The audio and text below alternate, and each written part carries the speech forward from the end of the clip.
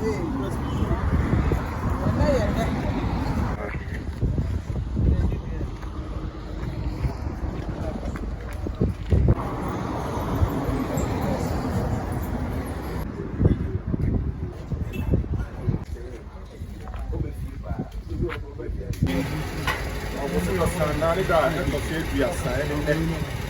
I saw my companion what didn't take now be shame or Hano. And my said, Medica Sia, the other Yakin. Radio bet me, I'm an SCP, I'm an idea, I'm an idea, this old woman. The bonfire said one can have Rabidi and Canada and Pang, and can wait to send the Paris. You may be me, Radimian from the Yarada, the APM when young Shah, as sound and come out. Oh, yes, you to me up for some pay. I don't mean, Amen. In Shirapa. Say Waba Ian Temu. We really acknowledge your presence. From the Dashing Opticians and the Impact Group. She happens to be the CEO of Pacho Omani Musunaye. Okay. I want to also acknowledge the presence of Mr. George Amwakweje of Ghana Gas, and he was the commercial director, the former Pacho Omani Musukakra in the Yuri Ewaha, the Hokkien Suaha. They say behind every successful man is a great woman. I also want to acknowledge the presence of Madam Akuapem Newman, Director of Operations and First Lady's Office or her. Pamucho Yawo Nana, could you answer Jasi Hina? Oh, Bosema Nana. I also want to acknowledge the presence of Mr. Emmanuel Esiedu, retired PPMG. He's the head of tax and regulatory services. He also happens to energy. Mr. Ewuku Loku. Mr. Samuel, District Assembly. Okay, so I want to also acknowledge the presence of Madam Agnes. She happens to be the head of finance of Okre District Assembly. Reverend KB Asante of the Presbyterian Church, Ghana, Medina District. Akuapem pa in Shirao. And in Pamucho, listen, it continues. And in Nifa Hemia.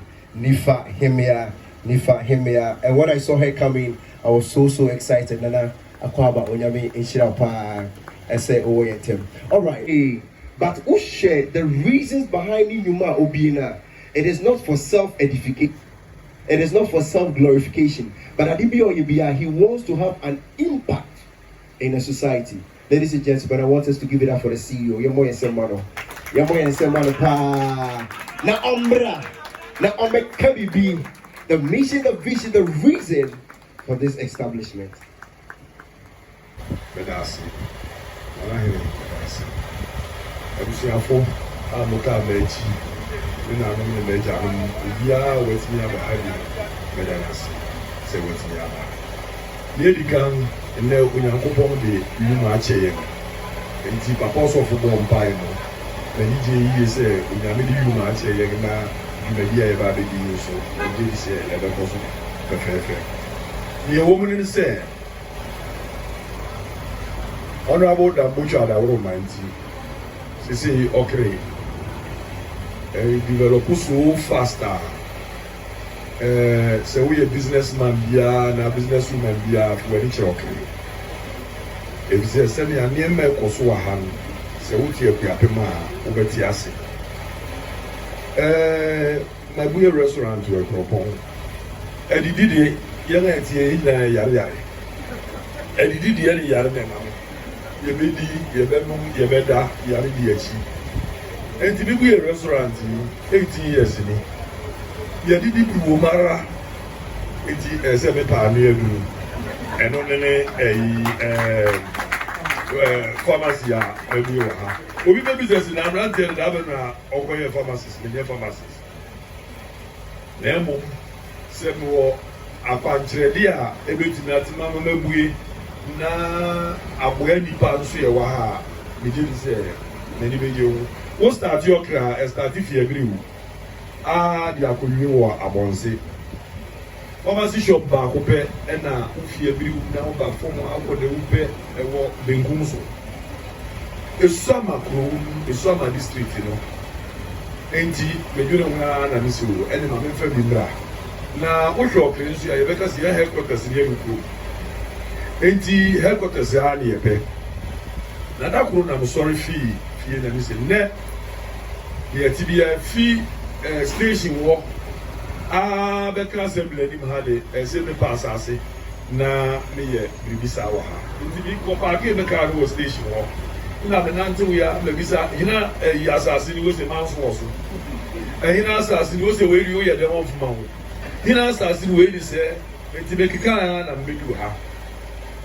me be du ha na me se oh ɔdan yɛ si wo yɛ hina de wo se yɛ gyae ha de wɔ fa ma wo ti me be gyina ha na me bisa me ni pa na na me se ha kakra yi entume nye saa dan yi a yɛpɛsɛ yɛ a wo se betuma yɛ se ni wura wɔ yi wo bodi nkyerɛ mi na me se me nim no wo se wo nim ne paa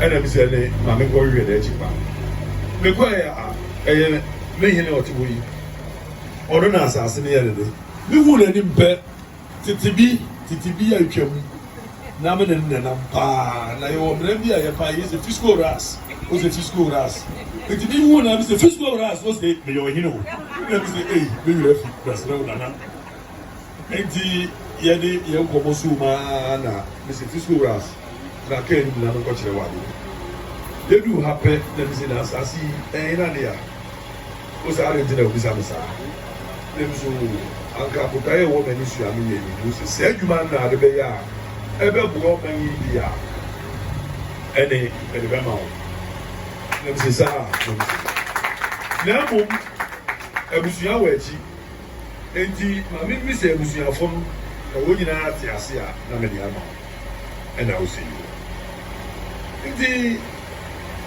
mewɔ hɔ a ɛne naatwe koraa dɔfrɛ mu wo sɛ kwan abuye enti bila me nkɔkyerɛ wo hye nti mebae na ɔkɔkyerɛ me mɛhyia no sɛ wohyia no ni ha de hwɛ ne ho ankwa ho ha no mu nka wo na me sɛ yi yɛde nneɛma bɛstart gu so da yɛretu fam pɛ ɛna wɔfrɛ boss me say yes bra me say adan go say bɛhwɛ atuo ne maa egyina ha dan assembly workers yi nyina egu ha na me fie propon a mere ba no asɛm baako pɛ na meka me say awurade wo na wo ma me tumi a metimi ni nya asase aka ne ɛbɛyɛ ɔdan ne besi so na ntɔkwa wa adi si ma tuntwa afɛ ni mbedu ya ɛyɛ ne ni akwabra lasa watutu nkama ma ɔsɛ wotumi ɔne nana bɛɛ wɔ hene ɛne wogyina hɔ no so wɔmpene nam sɛ o kwamna nana bɛɛ mo hene wu mi ano ne nsa bɔɔ ne ti sɛ awurade menim sɛ aberante a nka mansi a me nua kwamna nso ɔwu mi a ao awurade aberanteɛ wona wakɔyɛ wahaw me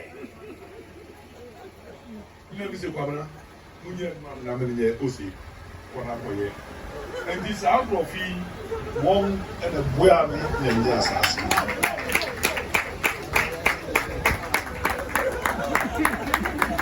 Now, Obi says, Punya assassin, who go first away, and out here a human. Near the can, Mamma me or die or the Monana Semame. One time, Siga, who bad the mamma, Missy. Na fa kɔ yɛ adwuma no na mmom wo sɛ woyɛ contractor yi mɛma wo nnwuma na wo nso ayɛ dɛn wɔatumi de ayɛ nti ɛne nnwuma yi maada no ɔfrɛ me bɛse nkɔyɛ wɔ ha ɔkyena bɛse nkɔyɛ wɔ ha ɔkyena bɛse nkɔyɛ wɔ ha wɔn nso wɔn sikatua no ɛnyɛ ne yɛbɛbɛ kɔ finance wɔn mo yareade no woyɛ ne yie mpia no wɔbɛhwɛ a wɔde wo sika bɛma nti ahyɛ ase no ɔnnɔte wɔ yi wɔma me yɛdu baabi na nnwuma no asa na adwuma no nso nkɔ so bio me maa m'ani so no yɛn papa yɛ ɔte hɔ yi KPMG me kɔɔ no hɔ na me se maakora wode sɛ wonim sɛ da biara meyɛ sika wowɔ namba na ɔnde wokɔbisa ne sika a ɛnyɛ da no ana ɔbɛma wo ɔbɛka sɛ mekɔdwene ho kakra na mene me nkurɔfo bi akɔdi wo nkɔmmɔ pɛ na wonim sɛ ɔde bɛma wo sɛ ɔmfa ma ɔbɛka kyerɛ sɛ munyie nti ɔsɛ ɔkɔdwene ho pɛ me sɛ awurade ma ɛnyɛ sika no awie mehu ne bie waa nɔpa mehu sɛ ne kaa na ba bɛsi kaa park wɔ pɛ na menim sɛ kyɛke da kaa anim and the other pair, never in the contrast to the Bokoma, Neja, Bussy. Digging a memphading bag, Nanya, now, say, a dasso. Maybe a Buska, or also, but now, what they not tell you. Maybe Mina or Techi, Sikano, Membi. Nemo, now what they hear say, the Buha, Naya say, and the Waye. Fitama, you started at the minute an hour, Sikapen one Membi. Now, also, no woman or the Membi, Sika to be a Busso. And she, Monana Sensoma. And Obibiano Waha, who were Bussia, and Abusia paying not away. I have been both where Busia, maybe if you have Busia being. Local fear work, ya people na ya busu ya paying local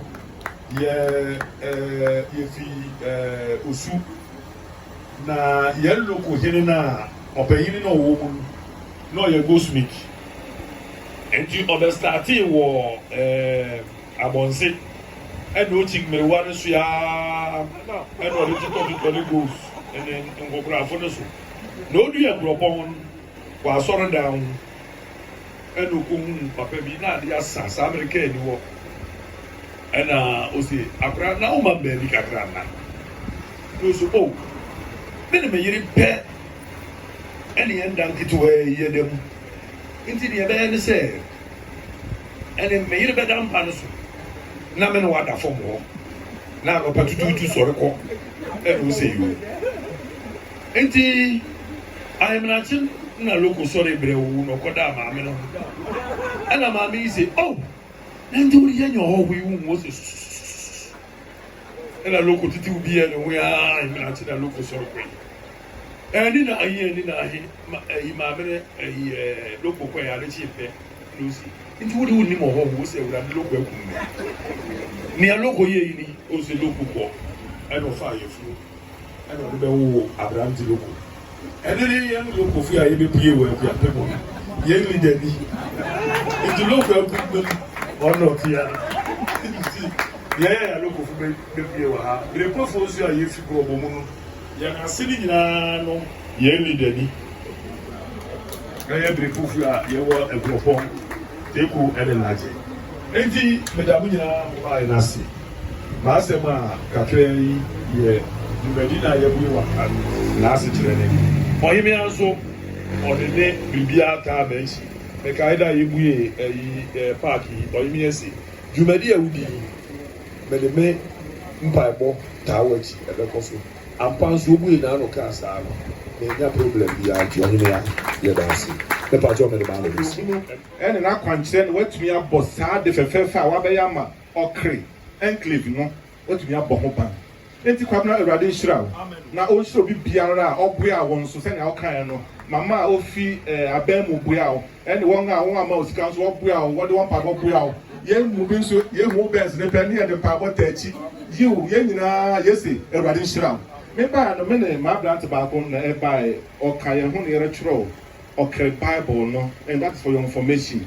Pray yere chiro Bible, the entire Bible no e wo o kre kasem nti ese masote ye fi afie bieni pempen ye awie apan foforo no akakakra na awie na mo ye wie a ebe ko a lot of processes no as na aba out nyame ya adom a ansa na afi ne be ko na awie no ba ko ye wie bibia wo ho a wo pese wo launch the book of Mark nti enche ye be launch okre the book of Mark na ye tumi afi ase aka ansa na awie the New Testament no nti okre tumpon kese emra ye nya assembly wo harum no na kwabran so hu say a strategic area or say adwuma yi a ebe boa okreman na aboa ni business no ono so de aba enti Awurade ne yesren say oma ni nyina engina na yentumi fanhye ono kutodi anunyam mesi a megina he meye okre ni 100% me fa kakra fi amwaka e wo ekropon echi meka nwa asoma chede kwabra na wat masivi enti yesre Awurade dom say oma ne ye kan nyina emre mu samba ye e wo nyame agya oba na okonkrodi mu kase amen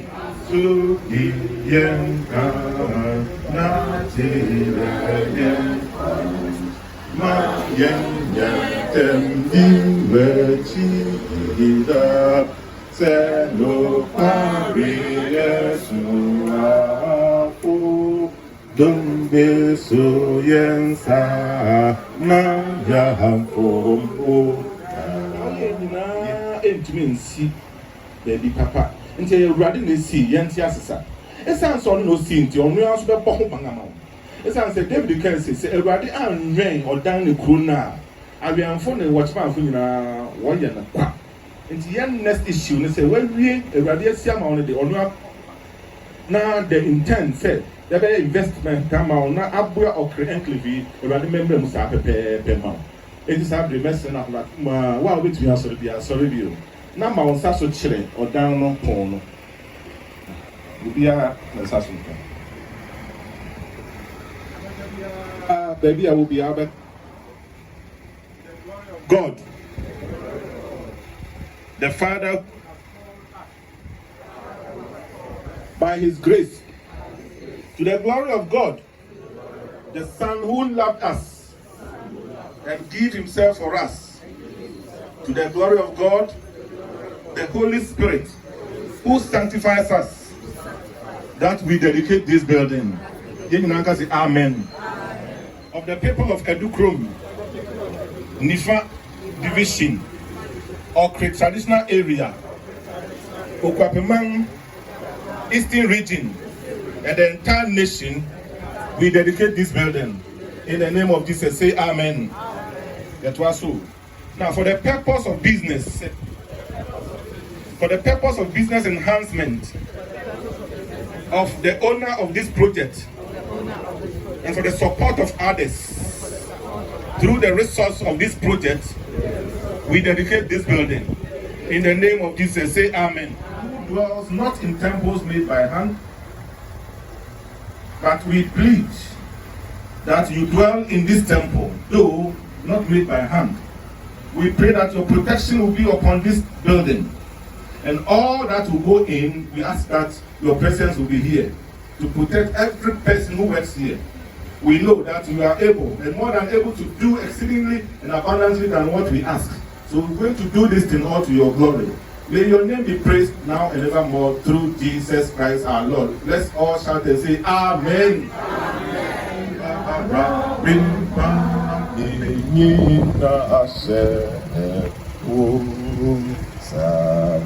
Hallelujah. I feel Nana himi ababe sorry. Now wabe the cutting of the tip. Enti Nana ahobasimu yenina. Everybody mo konklu mo abie ngo. Nyame agya wo mu abie ngo. Nyame oba wo mu abie ngo. Nyame ho konklu so wo mu abie. In Jesus name. Amen. Afi di Nana hemi aba be twem. Na afi nyina yakum. Nana yenkọ. Nana retwemu o Nyame agya oba eno konklu di mu amino.